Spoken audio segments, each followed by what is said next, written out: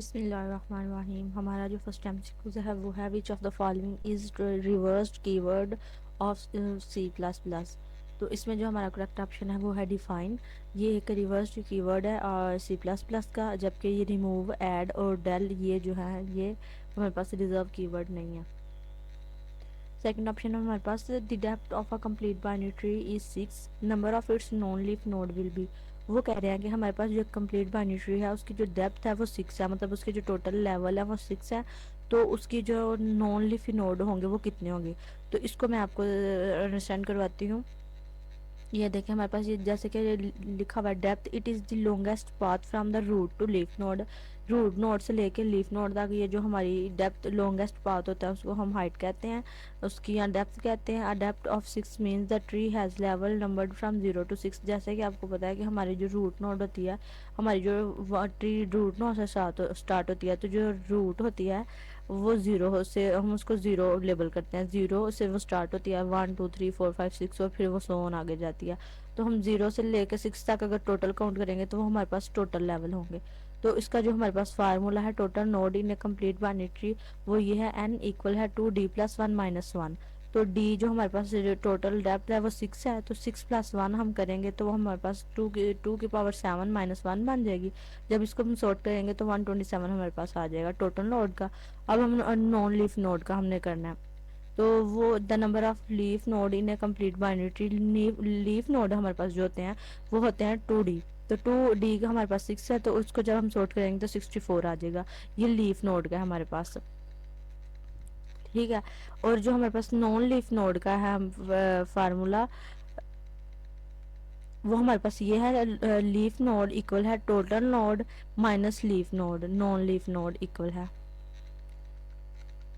Non leaf nodes equal total node minus leaf node. Total node हमारे पास है 127 minus हम करेंगे लीफ नोड 64, तो हमारे पास जो आंसर आ जाएगा वो 63 आ जाएगा।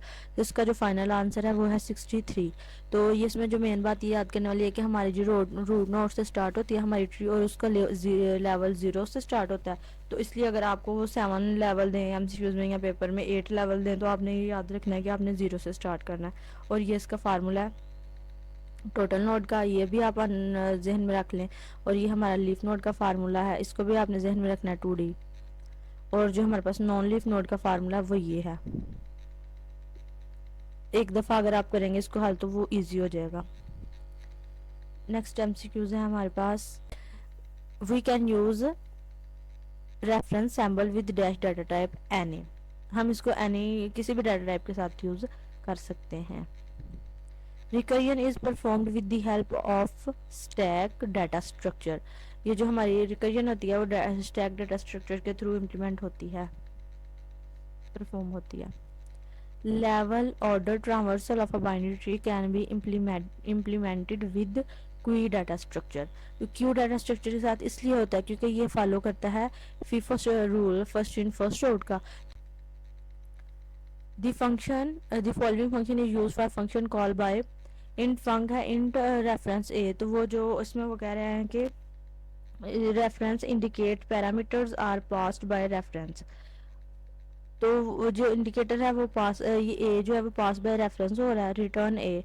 तो ये हमारे पास हमें पता है कि ये जो हमारे पास से होता है सैम्बल ये रेफरेंस का होता है, तो ए वो पास कर रहा है पास बाय रेफरेंस, तो ये रेफरेंस होगा। नेक्स्ट हमारे पास binary search tree class is defined as a template class so that it can be used for any data type.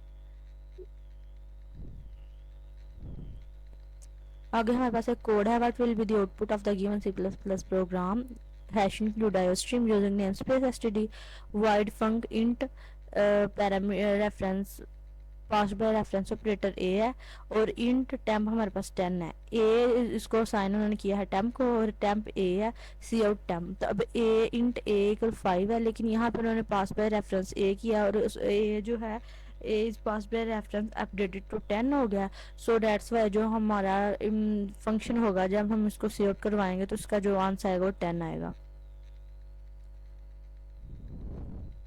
A new node is added at the rear of the Q. जो हमारी new node add होती है ना Q में, वो rear के जरिए add होती है।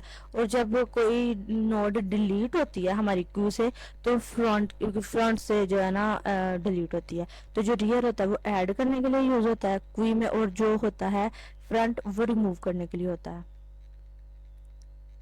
और लास्ट एमसीक्यू है हमारे पास, which traversal method should be maintained when a node is deleted from a binary search tree in order.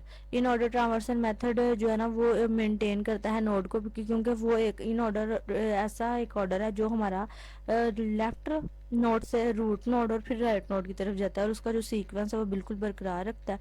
इसलिए ये ज़्यादा जो बेनिफिशियल होता है, ज़्यादा सही समझा जाता है ट्रावर्सल मेथड को, जो है ना जब डिलीट होता है तो ये बाइनरी सर्च ट्री में यूज़ होता है। सो ये थे हमारे आज के एमसीक्यूज। आई होप कि आपको जो है ना ये समझ आ गए होंगे।